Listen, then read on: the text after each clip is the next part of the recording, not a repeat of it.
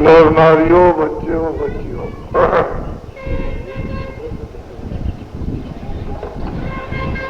मैंने हिंदुस्तान के प्रांतों का दौरा किया और ये जानकारी प्राप्त की कि किस किस प्रकार के गृहस्थ आश्रम में झंझट, तकलीफें, बीमारियां, परेशानियां और लड़ाई झगड़े हैं। इन सब चीजों का अनुभव करने के बाद ये पता चला कि लोगों ने मानवता का रास्ता छोड़ दिया। मनुष्य बनने की जन्मजात से ही एक शिक्षा दी जाती थी। वो शिक्षा अपने देश में समाप्त हो गई थी। बचपन में बच्चों को मानवता की शिक्षा के संस्कार डाल दिए जाए तो बड़े होने पर बच्चों को कोई बदल नहीं सकता, कोई परिवर्तन नहीं कर सकता। अपनी संस्कृति, अपने विचार, अपनी मानवता, मनुष्य की सेवा, मनुष्य का आदर सत्कार, मनुष्य की नम्रता, ये संस्कार बच्चों में यदि पड़ जाए और डाल दिए जाए शिक्षा द्वारा तो फिर कोई बदल नहीं पाएगा। लोग ये सोच रहे थे कि हमारे बच्चे आजकल की भौतिक शिक्षा से हमको भी सुख देंगे और स्वयं भी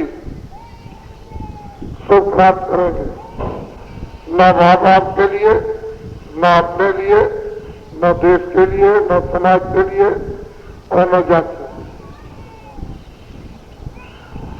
सब के सब लोग नुकसान कर बैठे और इस नुकसान का व्यक्ति व्यक्ति को खमियाजा भोगना पड़ा। अंत में वही घूम करके आएंगे कि वो प्रारंभिक जो शिक्षा हमारे ऋषि मुनि, महात्मा, साधु संतों की गृहस्थ आश्रम में थी उसी को दिया जाए, क्योंकि ये भूमि कर्म भूमि है, भोग भूमि नहीं। अपने देश की भूमि कर्म और देशों की भूमि भोग। वहां यहां कर्म करो, उसका फल जमा करो और वहां उस भोग के लिए आपको साधन दे दी, जहां भोग लो और सीधे चले जाओ नरक में। यहां कर्म भूमि है, इसलिए कर्म करो और कर्म करके आत्मा को जगाओ और इसको निवृत्त करो, मुक्ति और मोक्ष दो। ये कर्म भूमि, वो भोग भूमि। जमीन आसमान का अंतर, वहां भोग के कर्म होते, यहां त्याग, मुक्ति और मोक्ष और विवेक के कर्म होते हैं। तो बहुत बड़ा अंतर हो गया। इसलिए शिक्षा की प्रारंभ में ही घर गृहस्थ आश्रम में जन्म से ही जरूरत थी, लेकिन अब ये देख रहे हो जो कुछ है। तो हमने जो ये अनुभव किया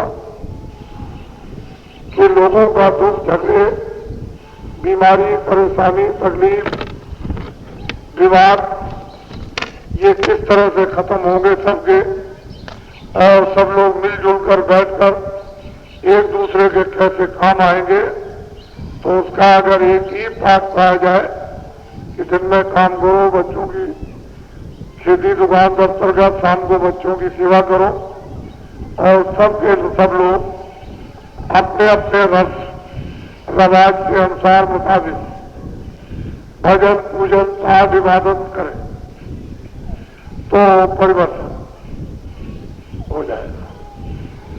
और यह अकाल और सूखा जो देश में चारों तरफ कोहराम मचा हुआ था कि जमीन से पानी नीचे चला गया, 50-50, 7-7 फीट नीचे चला गया वाटर लेवल, और बड़ी कितने लाख जानवर मर गए, ये हमने भी स्टेज करके घूम करके देखा।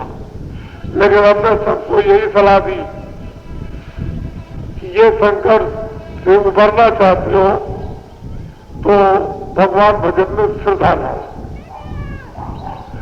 और इस श्रद्धा को लाने के लिए कि हम लोग श्रद्धा अपने कर्मों में और भगवान के भजन और भगवान में लोगों में आ जाए, तो फिर हमने एक जो तक क्षेत्र एक संस्कार संगठन जो ईश्वरी प्रेरणा थी, ईश्वरी प्रेरणा इच्छा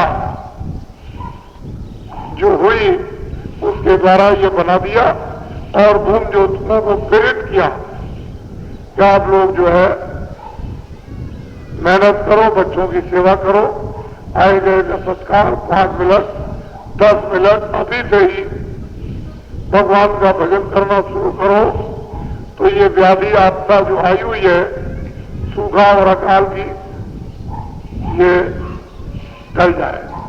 और भजन और ध्यान नहीं करोगे भगवान का, तो हिंदू मुसलमान आगे बहुत बड़ी मुसीबत आने वाली, दोनों बातें आपको समझाई। तो लोगों का बड़ी संख्या में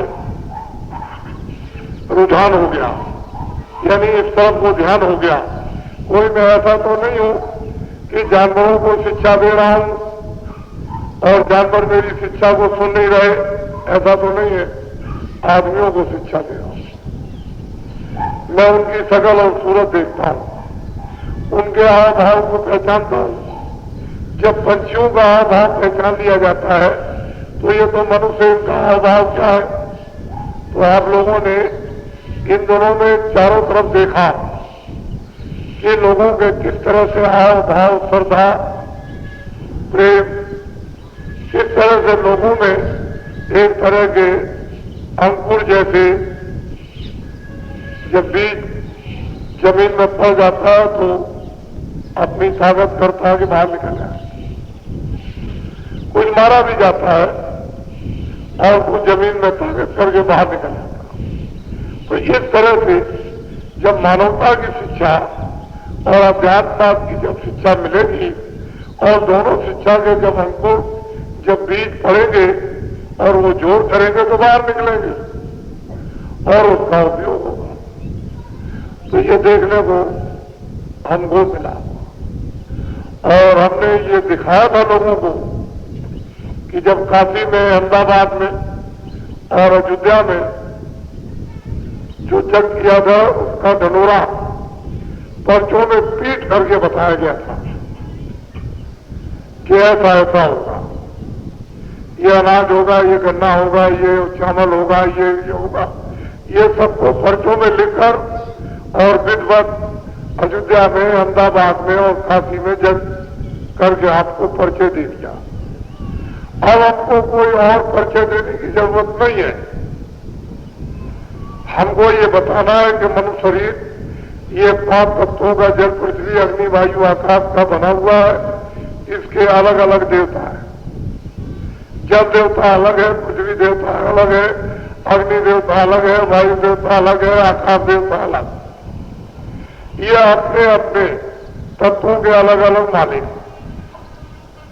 और सभी जो है अपने अपने तत्वों के मालिक, लेकिन सबको समान अधिकार इन तत्वों के द्वारा विस्तार करने का दिया गया कि आप पृथ्वी से, जल से, अग्नि से, वायु से, आकाश से सामूहिक विस्तार करो।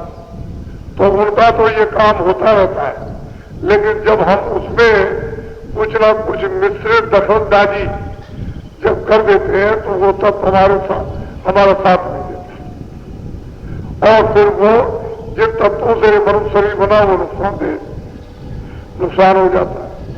यदि इनको सबको अनुकूल रखा जाए तो ये सब सहयोग करने के लिए बाहर से भी तैयार, अंदर से भी तैयार, यानी शरीर के लिए, शरीर के पोषण के लिए, और आत्मा के लिए, और मुक्ति के लिए, और मोक्ष के लिए भी सहयोगी हो जाए।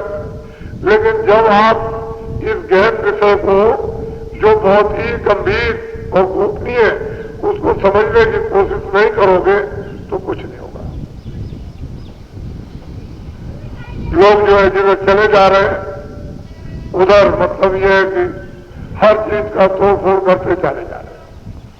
इसलिए ये सब संकट आपके सामने मुंह बा करके खड़े हुए हैं कि आ जाओ, चले आओ, देख लेंगे तुमको।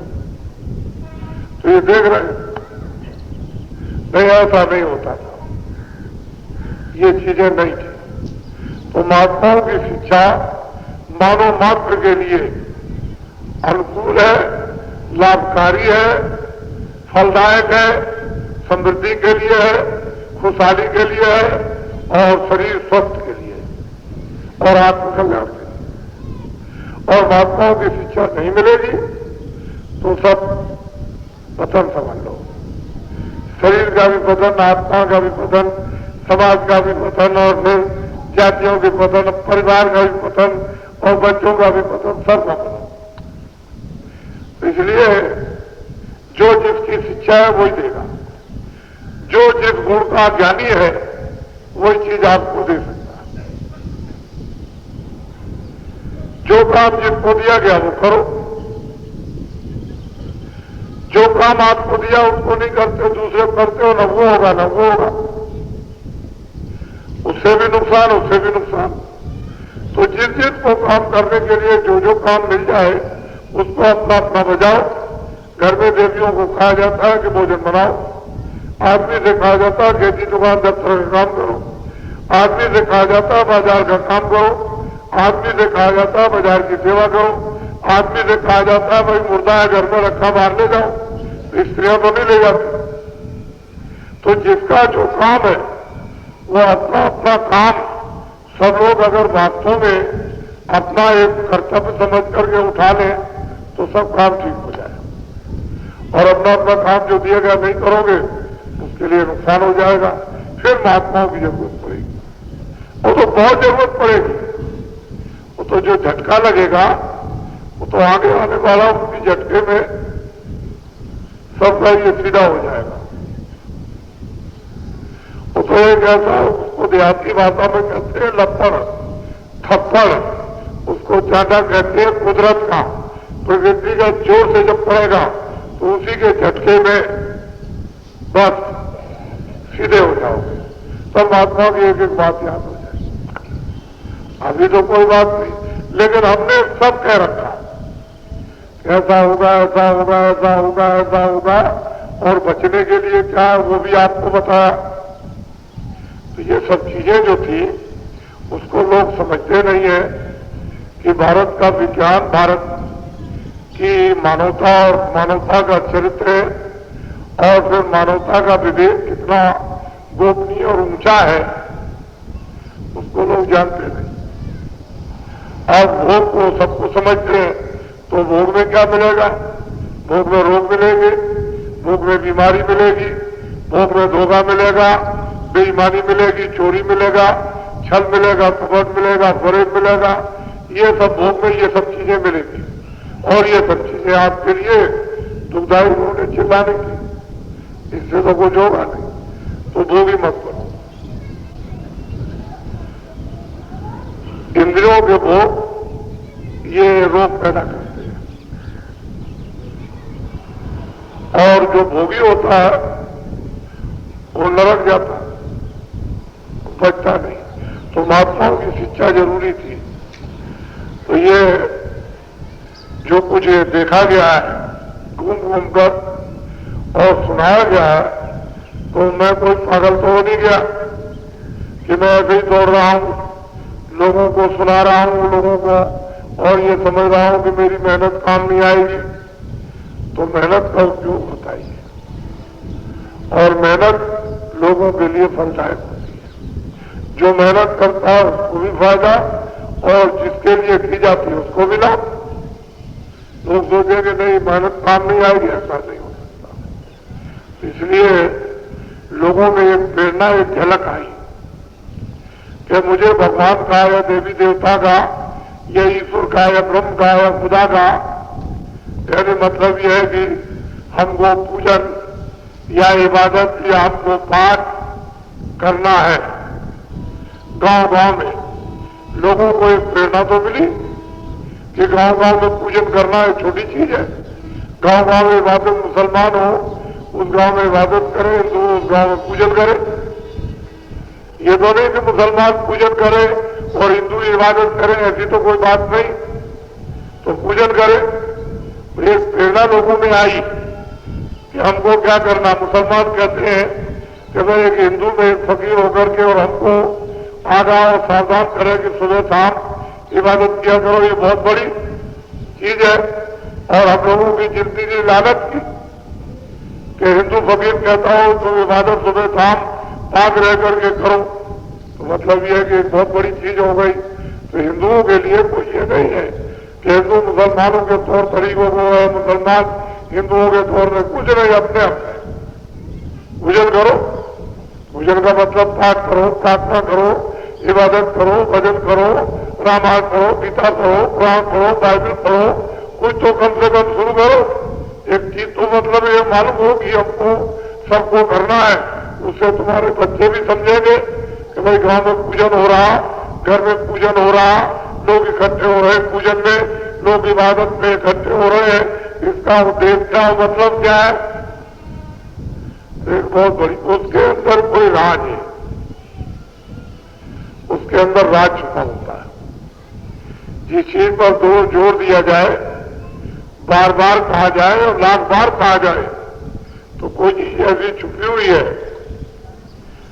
जिस कारण उस पर जोर दिया जाता है। कोई चीज अनहोनी चीज है, आश्चर्यजनक है, लेकिन वो हम लोगों के देखने में नहीं और हम लोगों के अभी सामने अनुभव में नहीं।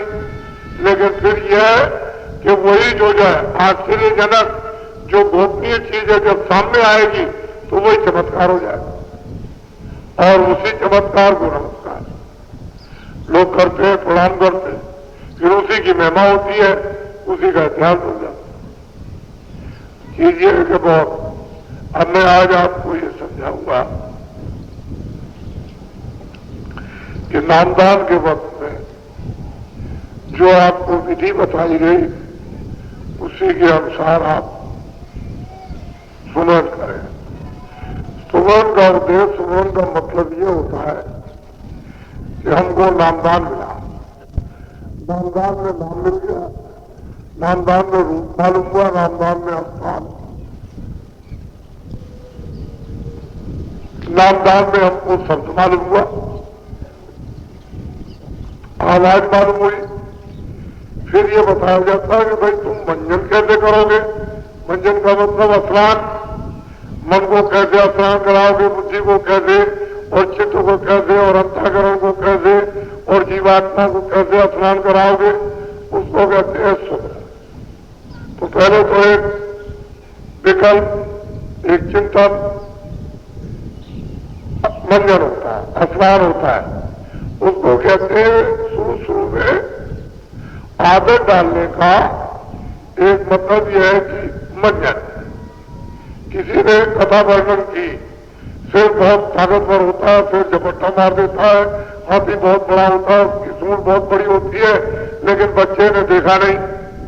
एक विकल्प हुआ, एक चिंतन हुआ कि हाथी इतना बड़ा सिर होता है, और लोमड़ी इस तरह की है ये।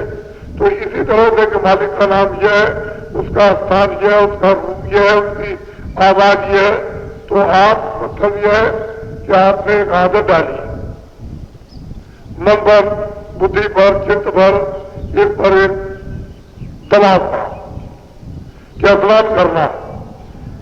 पहले तो कोई आदमी नहीं जाता है, कपड़े भी लेगा, फिर तैयारी करेगा, फिर पैदल चलेगा, नदी के किनारे पहुंचेगा, कपड़े उतारेगा, लंगोटी पहनेगा, फिर उसके बाद में स्नान करेगा, तब बाहर निकल के आएगा। ऐसे तो नहीं एकदम से स्कूल पढ़ा चलते। तो उसको साज सामान लेकर के स्नान करने जाना पड़ता है।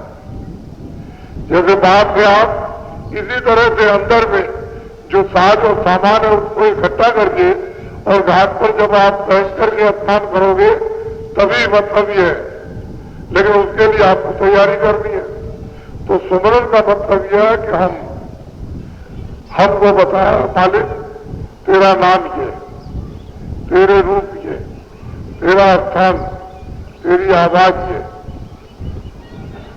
मेरी आंखें बंद, मेरे कान बंद हो गए, मैं तुझे देख नहीं सकता, मैं तेरी आवाज को सुन नहीं सकता, और मुझे बहुत दिन देखे हो गए, मुझे बहुत दिन सुने हो गए, और मैं तेरे रूप को भूल गया। मुझे ये पता नहीं तेरा वास्तव में यही रूप है, मुझे ये नहीं मालूम कि तेरा यही नाम है। तो जब किसी महात्मा ने बताया कि ये रूप है, ये नाम है, तो आप उसी विधि से सुमरन करें। जब सुमरन करेंगे धीरे धीरे 10 मिनट, 15 मिनट, कभी कभी ऐसा होता है किसी को 15 मिनट लग जाते हैं, लेकिन 10 मिनट से तो कम लगता ही नहीं। 15 मिनट भी लग सकते हैं, किसी किसी को 20 मिनट भी लग जाते हैं, क्योंकि वो धीरे धीरे करता है, जैसा करना चाहिए उस रफ्तार से नहीं करता, तो देर भी हो सकती है। लेकिन यह जो सुमरन, तो जब अपने मन को, बुद्धि को और चित्त को साथ लेकर और आदेश का पालन किया कि इस तरह से सुमरन करना, कि हमने ऐसे नाम लिया और जिसका नाम लिया उसके रूप को याद किया, जिसका नाम लो उसके रूप को याद करो, और बाद में उसी तरह से जब शुरुआत करो तो हम उस स्वरूप में मथा अंग दिखते हैं। तो सूरज का प्रणाम करना अलग होता और शरीर का प्रणाम करना अलग होता। शरीर से सिर दबाया जाएगा और सूरज से दृष्टि दबाई जाएगी। तो दृष्टि से प्रणाम करना, किसी को दिखाई नहीं देता कि प्रणाम कैसे होता, लेकिन दृष्टि से प्रणाम किया। वो सिर दबाना, वो सूरज की जो दृष्टि है वो माथा है, शरीर का माथा ये है, वो बाहर से उसको सिर झुकाया तो माथा दबा दिया, ऐसे ही उससे प्रणाम किया दृष्टि से, नाम भी लिया और रूप को याद किया और प्रणाम किया, फिर नाम लिया रूप को याद किया, प्रणाम किया, और उसके बाद सुमरन शुरू कर दिया। सुमरन जब करो तब मतलब एक माला पूरी, एक 108 दानों की 108 बार नाम लेना। तो जब तक उसका नाम लेते रहो तब तक बराबर निरंतर उस स्वरूप को याद करते रहो कि तेरा ये स्वरूप है, बराबर उसको याद करते रहो। जब जरा भी बीच में इधर उधर कहीं चित्त चला जाए, बुद्धि चली जाए, मत चला जाए, तो उसको घूम घेर करके ले आओ और उसको ये समझाओ कि सुनो पहले पूरा करो, बाद में दूसरा काम करना। तो मन की आदत है, चित्त चिंतन करता है, बुद्धि निश्चय करती है, मन संकल्प विकल्प करता है, तो घेर के ले आओ। धीरे धीरे धीरे धीरे आज मतलब ये है कि 9 मिनट लगेगा, 1 मिनट लगेगा, तो दूसरे दिन 2 मिनट लग जाएगा, 8 मिनट भाग जाएगा, तीसरे दिन 3 मिनट लगेगा, 7 मिनट भाग जाएगा। इस तरह से धीरे धीरे धीरे धीरे उसको बदला जाता है। तुम कहोगे आज ही बैठ जाए और आज ही सुमरन पूरा हो जाए, उसमें होगा, क्योंकि जिस स्थान पर मन और बुद्धि और चित्त बैठे हुए हैं वो रफ्तीला है, जैसे बैठेंगे फौरन बढ़ जाएगा, भाग जाएगा। क्यों? इसकी झुक झुक की आदत भागने की है, तो अभी तो बैठक बनाई नहीं। तो जब बैठक बन जाएगी और फिसलना बंद हो जाएगा तब ये अपना दरवाजा बना देगा बैठने का। और फिर सही सही सुमरन तब होगा। अभी तो मतलब ये है देखा देखी, ये भी सुमरन कर रहा है चलो मैं भी करूं, ये भी भजन कर रहा है चलो मैं भी करूं, ये ध्यान कर रहा है चलो मैं भी करूं। तो देखते देखते देखते देखते आदत बन जाती है। फिर वो जिम्मेदारी समझता है कि नहीं मुझे भजन करना, मुझे सुमरन करना, मुझको ध्यान करना, अब ये मेरी चीज है। अगर मैं नहीं करूंगा तो फिर मतलब यह है कि फिर मुझे तो दोष लग जाएगा। तो देखते देखते देखते आदत बन जाएगी, फिर करने लगे। तो ये सीखना चाहिए।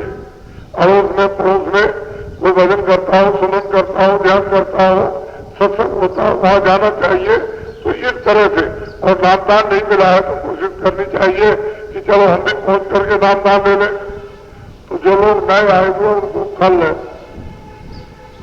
नामदान मिलेगा, आज नहीं कल मिल जाएगा। नए लोग जो भी आए हैं कि चलो भाई हम नामदान ले लेंगे, हम भी थोड़ा भगवान का भजन करेंगे, सुमरन करेंगे, उसका ध्यान करेंगे कि मन शरीर ये तो बार बार मिलता नहीं है, एक बार उसने दे दिया है तो कुछ अपनी आत्मा के लिए भी कुछ कर ले। और ये तो सब कुछ शरीर के लिए करते हैं और शरीर किराए का मकान है, इसे तो खाली करना ही है। तो ये समझ करके लोगों में जब जागृति होती है कि भाई असली काम तो हमारा ये है और ये काम तो जब तक शरीर है तब तक हम करते ही रहेंगे, खेती दुकान दफ्तर का काम, कपड़े का, खाने का, बच्चों का, ये तो करेंगे ही, लेकिन अपनी आत्मा के लिए भी कुछ कर रहे। तो उनको ये चिंता होती है, उनमें जिज्ञासा होती है। तो फिर वो आ जाते हैं और धीरे से वो भेद पाकर फिर वो सुमरन करने लगते हैं, ध्यान और भजन करते हैं। तो उनको भी अंदर में प्राप्त होने लगता। नहीं तो वैसे किसी को क्या मालूम भजन किसको कहते, उसका नाम क्या है, रूप क्या है, स्थान क्या है, क्या मालूम किसको। जब तक किसी के द्वारा जानकारी न हो तो पता क्या चलेगा। वो तो ये जानते नहीं है कि मनुष्य मंदिर है, इसमें 24 घंटे देववाणी ब्रह्मवाणी अगाधवाणी हो रही है और हम उससे दूर है। हमारे कान और आंख बंद हो गए, ना हम उसको सुन सकते हैं, ना हम उसको देख सकते हैं। अगर कहीं सुनने के कान खुल जाए और देखने की आंख खुल जाए तो हमको असली चीज प्राप्त न हो जाए। तो सुमरन सही सही। सुमरन का मतलब यह है कि मन, चित्त और बुद्धि की गति को बदलना, भौतिक गति को बदल करके परमार्थी घाट पर इसको रोकना है। और जब वहां ये रुकने लगेगा तो ये अपने घाट का काम करेगा, फिर वो संसारी घाट का काम करना बंद कर देगा। मन भी बंद करेगा, बुद्धि भी बंद करेगी, चित्त भी बंद करेगा, परमार्थी घाट पर बैठ जाएगा और ये काम करने लगेगा। और जब इसकी पक्की आदत पड़ जाएगी तो संसार का बिल्कुल नहीं करेगा, कहेगा जितनी जरूरत है उतनी करो, उससे आगे नहीं। अपना काम ये बना लो, ये अपना सौभाग्य हो भाग्य कि हमको ये समय मिल गया अपना काम करने के लिए। तो अब तो जगह पर आ गए तो अपना काम करो, फिर संसार का काम जरूरत था। ये चेतना जब आ जाएगी तो काम होने लगेगा। और हम लोग इसमें बेहोश रहते हैं, ये समझते नहीं तो समय निकल जाता है। और ये विकार जो सामने आ रहे हैं वो तो किसी की समझ में नहीं है कि भाई आफत क्यों आ रही, परेशानी क्यों आ रही, झंझट क्यों आ रहा, ये झूठ क्यों आ गया, धोखा क्यों आ गया, बेईमानी क्यों आ गई, बीमारी क्यों आ गई, ऐसा क्यों, नियत क्यों खराब हो गई, बरकत क्यों नहीं होती है, ये तो किसी को मालूम नहीं। जब तक उसे मालूम नहीं होगी तब तक कैसे पूरा करेगा, बहुत मुश्किल है। हम लोगों को तो बचपन में ये पढ़ाया गया था कि अगर अच्छे धन में एक पैसा भी आकर के सम्मिलित हो जाएगा तो पूरे धन को गंदा कर देगा। एक अशुद्ध अनाज शुद्ध अनाज में पड़ जाए तो मनुष्य की बुद्धि चोरी की हो जाएगी। इसलिए तपस्वी को चाहिए कि अनाज को शुद्ध कर ले। रोटी अगर किसी की खाए तो पहले उसको शुद्ध करे कि उसको हजम कर सकता कि नहीं जाते उसका असर हो जाएगा। तो ये बड़ी महत्व की ये ज्ञान गाथाएं थी और हम लोगों ने इसको कुछ नहीं समझा, सोचते हैं जिसका मिल जाए उसी को मिल जाए, चलो आज तो रात गुजर जाएगी। लेकिन ये रात गुजरना नहीं है, ये नर्क में गिर करके रोना है।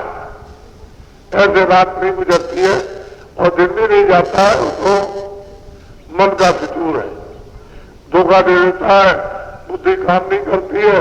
इसलिए लोग ऐसा समझते हैं कि दूसरे की दौलत मिल जाए तो हम सुखी हो जाएंगे, और दूसरे की दौलत लेते लेते 40 वर्ष हो गए, आज तक तो हमने किसी को सुखी देखा नहीं। बहुत लोग ये कहते रहे, भाई बड़ा गरीब था बड़ा अमीर हो गया, मैंने भाई चलो उसके बाद भी चला जाए, देखा जाए कि वो कितना सुखी हो गया। जब वहां गए बैठे तो वो इतना रो रहा है कि बेचारा जो गरीब है तो कुछ भी नहीं रोता, अमीर तो लाखों गुना ज्यादा रो रहा। तब उसको ज्ञान हुआ कि अरे ये तो कुछ नहीं, ये तो धोखा है। इसलिए भजन सार और भजन धन है, सर्वशक्ति है भजन में ज्ञान है, भजन में आनंद है, और भजन में संपूर्ण सामग्री है, कोई ऐसी चीज की कमी नहीं है। भजन में रिद्धि सिद्धि शक्ति है, और उसको आपने छोड़ दिया तो शक्तिहीन हो गए। अब शक्ति की तरफ तो जरूर करते हो, इससे हमको लोग समझे शक्ति आ गई, इससे हमको समझे शक्ति आ गई, लेकिन ये शक्ति ही है। और जो आंतरिक शक्ति है ये क्या करेगी, ये तो बनावटी है, कल साथ छोड़ देगी तो तुम वैसे हो गए, फिर शक्तिहीन हो गए। ये बनावटी विकल्प है, लेकिन अंदर में शक्ति है। उस शक्ति के साथ जुड़ जाओ तो फिर वो शक्ति साथ नहीं छोड़ती, फिर समर्थ हो जाओगे। तो ये चीजें हमने सब छोड़ रखी है, और भजन के द्वारा ध्यान के द्वारा ये सब चीजें प्राप्त होती है, और हम लोगों को रास्ता मिलना चाहिए। और जब रास्ता मिल जाए तो हम लोगों को फिर ये शक्ति प्राप्त करने के लिए थोड़ी सी चेष्टा मेहनत करनी चाहिए, जिससे अपनी चीज हम नारियों को प्राप्त हो जाए। इसमें भेदभाव कुछ नहीं, जन्म जात का अधिकार परमात्मा ने सबको दे दिया समान, कि भजन सब कर सकते हो, अमीर भी कर सकता, गरीब भी कर सकता, पढ़ा लिखा भी कर सकता, अनपढ़ भी। उसके लिए परमात्मा की तरफ से या शास्त्रों की तरफ से कोई बंधन नहीं, सब भगवान का भजन कर सकते हैं। जो जिस चीज के लिए आपको अधिकार मिला है वो तो चीज आप इस तरह से प्राप्त करो, लेकिन आप कहोगे नहीं हम अमीर बन जाएंगे, तो अमीर बनने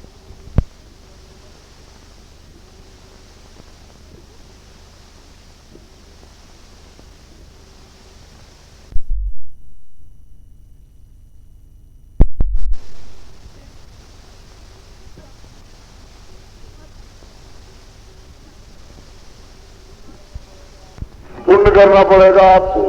जब पुण्य करोगे, पुण्य जमा करना पड़ेगा, उसके लिए समय आपको लगेगा, और काफी समय लगेगा, और कितने जन्म बीत जाएंगे।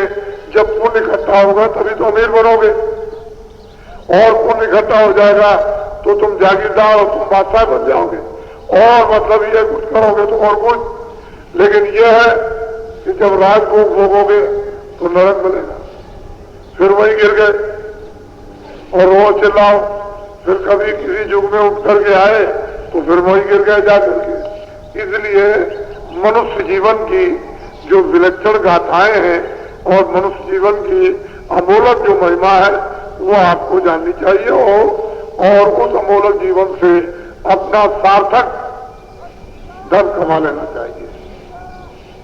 बड़ी सीधी सादी चीज है। तो जिन लोगों को नाम मिला है वो पहले तो सुमरन करना सीख लें। जब सुमरन तुम ठीक ठीक करोगे तो उसका तुरंत फल ध्यान करने में और भजन करने में प्राप्त होगा। जब ध्यान में बैठोगे तो आंख खुलने लगेगी, दिखाई देने लगेगा। जब तुम भजन पर बैठोगे तो कान खुलेंगे, सुनाई देने लगेगा। तो सुमरन का फल ध्यान और भजन। लेकिन सुमरन ही खाली करते रहो और ध्यान और भजन न करो तो आपको कोई अनुभव नहीं होगा, क्योंकि सुमरन का फल कहां प्राप्त करोगे? वो तो जो जगह है वही मिलेगा आपको, तो वो जगह है सुमरन और ध्यान, भजन और ध्यान। सुमरन का फल प्राप्त होगा दरवाजे पर भजन और ध्यान द्वारा। जब आंख खुलेगी, कान खुलेंगे, तब ये मालूम हो जाएगा सुमरन का फल प्राप्त हुआ। और वो पता चलता है कि इसका फल ये है। और हम सुमरन करते नहीं है, ध्यान और भजन करें तो वैसे बैठे रहते हैं, रूखे और फीके, और उठ करके चलती है। हमने तो समझ लिया कि हमने 15 मिनट, आधा घंटा, 1 घंटा भजन और ध्यान में दिया, लेकिन सही बात तो यह है कि सुमरन आपने नहीं किया। तो सुमरन पहले, बाद में भजन और ध्यान। तुम सुमरन पहले करो, जब भी करो ये समझ के करो कि मैं सुमरन पहले करता हूं और इसका फल मालिक मुझको भजन और ध्यान में देना।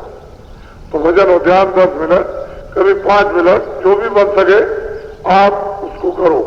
5 मिनट ध्यान में बैठ गए तो 10 मिनट भजन में बैठ गए, तो शब्द सुनने लगे, आवाज सुनने लगे, तो वो देखने लगे, तो सामने का अंधेरा काल में जब दूर हो जाएगी तो आंख खुल जाएगी, दिखाई देने लगेगा, आपको प्रत्यक्ष अनुभव होने लगेगा।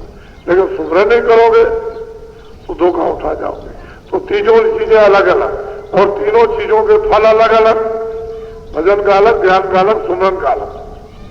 और हम लोग इन तीनों चीजों को चाहते हैं कि चलो एक ही मिला दिया जाए, चलो ऐसे ही हो जाएगा, ऐसे नहीं हो जाएगा। तो फिर महात्मा परिश्रम क्यों करते हैं?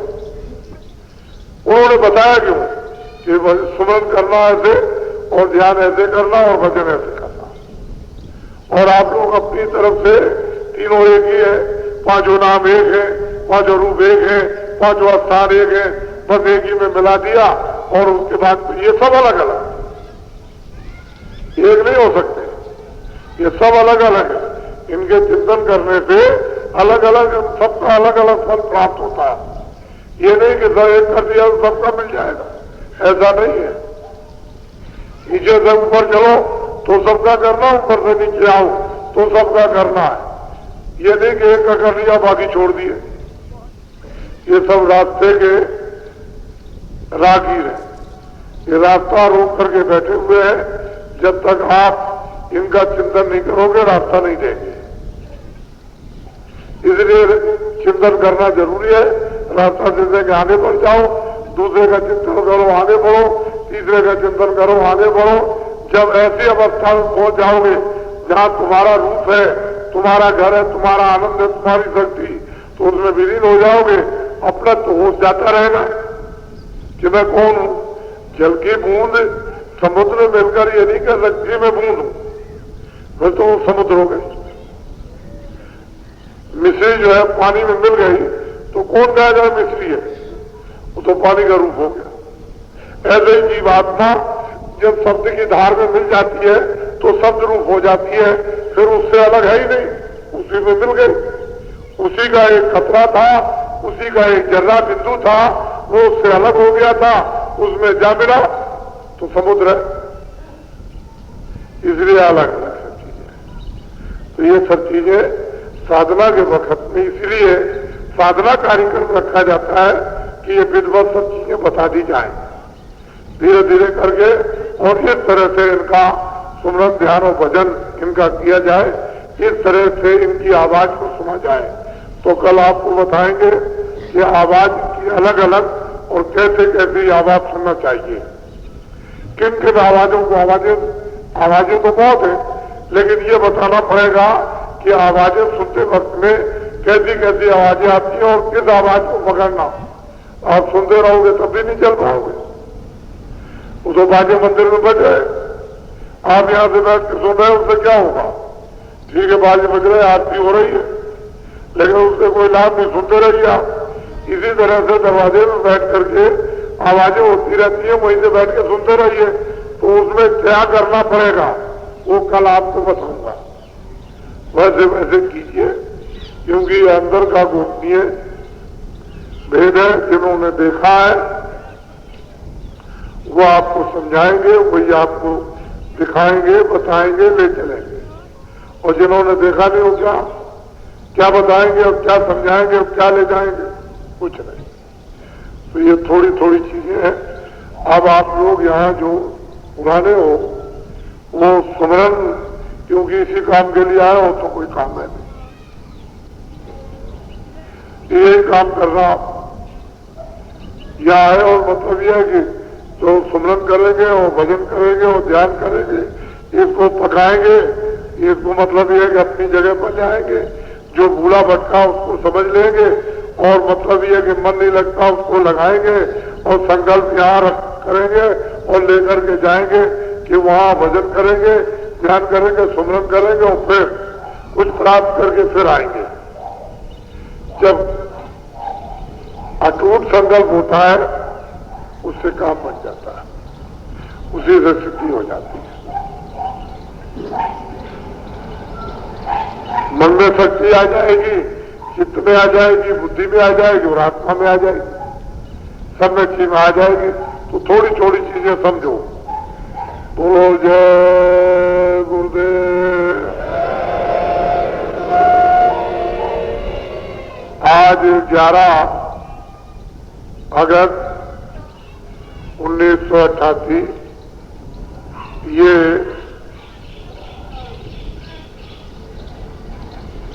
आगरा मथुरा बाईपास और जय गुरुदेव धर्म प्रचारक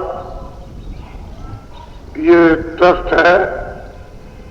इस स्थान पर जो मंदिर का निर्माण हो रहा, यहाँ पर आप बैठे हुए हो, यहाँ सब चीजें आपको सही दिशा की सुनने को आपको मिल जाएगी, और हमारी इन चीजों को कोई भी व्यक्ति काट नहीं सकता। न तो रामायण से कटेगी, न गीता से कटेगी, न भागवत से कटेगी, न पुराण से कटेगी, न वेदों से, न शास्त्रों से, यानी कोई आदमी इसको काट नहीं सकता। ये सबके अंतर्गत और सबकी साथी, और ये सनातन, कोई आज का नहीं है, ये सनातन है, अनादिकाल का, इसलिए इसको कोई नहीं काट सकता। न इन विचारों को काटेगा, न इस नाते को, न इस नाम को काटेगा, न रूप को काटेगा, न मानवता को काटेगा, कोई नहीं काट सकता। तो ये सब चीजें आपको आज ये, मैं तो अभी गुरु पूर्णिमा में बस्ती जिले में था, वो ग्राम वहां तिलकपुर नाम था, बस्ती से 8 किलोमीटर जंगल में ऐसा कार्यक्रम हो रहा था। ऐसा कार्यक्रम तो जितनी भी गुरु पूर्णिमा निकल गई, ऐसा कभी नहीं हुआ था। वो लोगों को देखने को अपनी अपनी आंखों से मिला,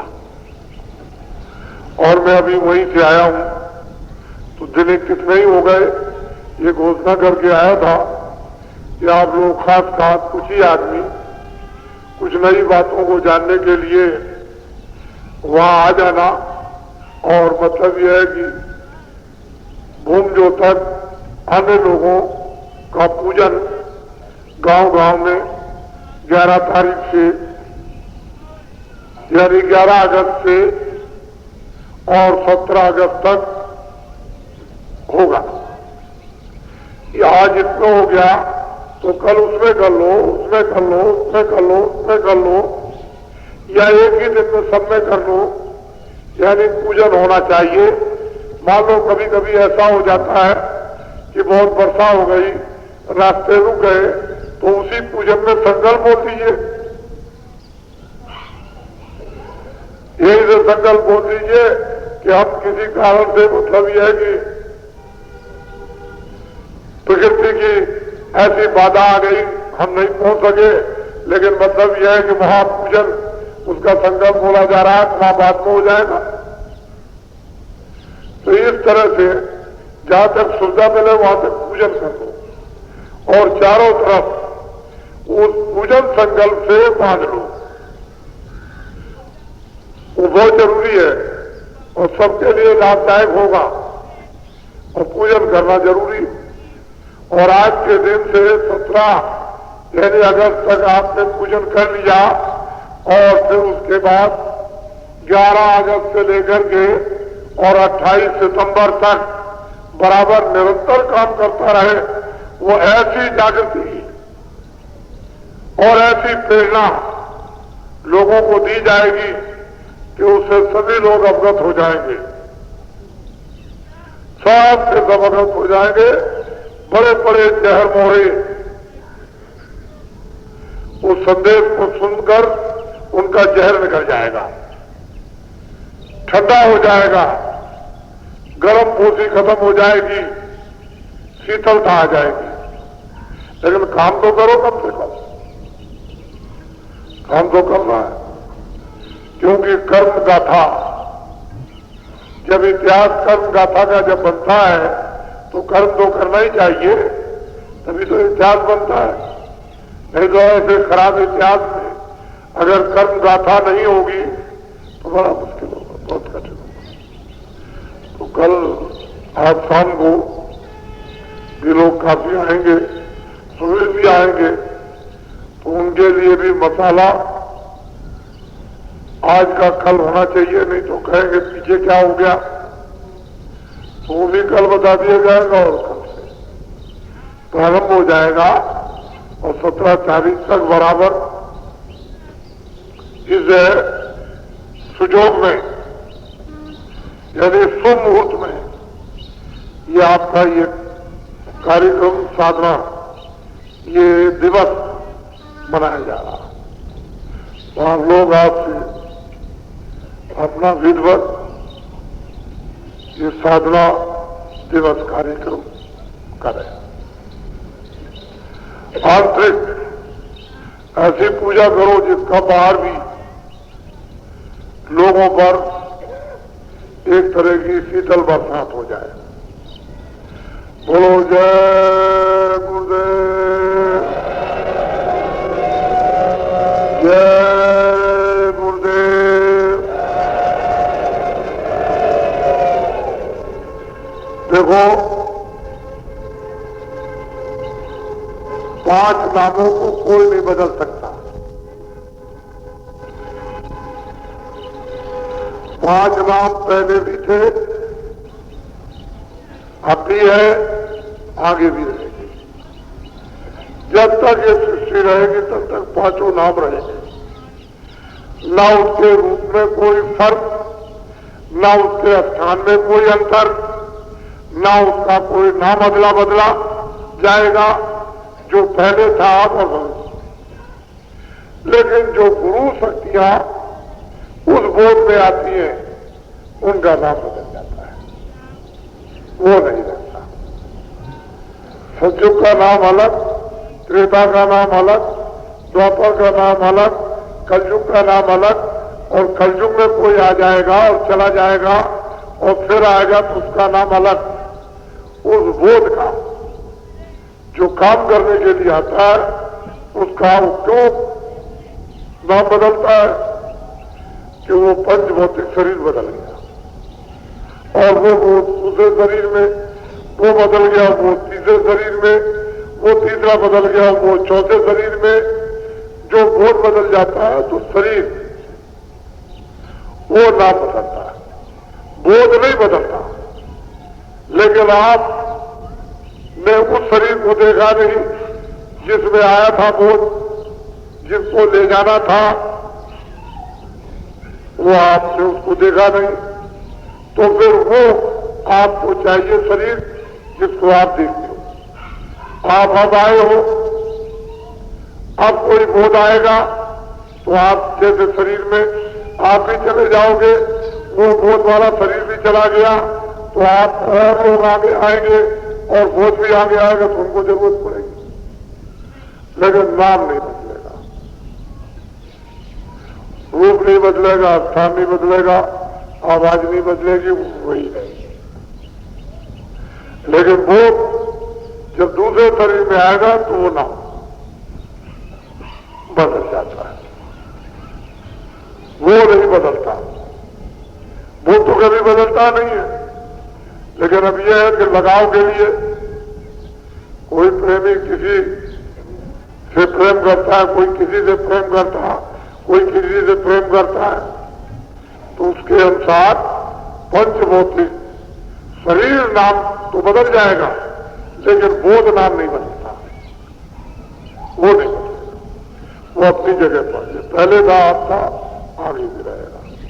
बोलो जय गुरुदेव, जय गुरुदेव, जय गुरुदेव, जय गुरुदेव।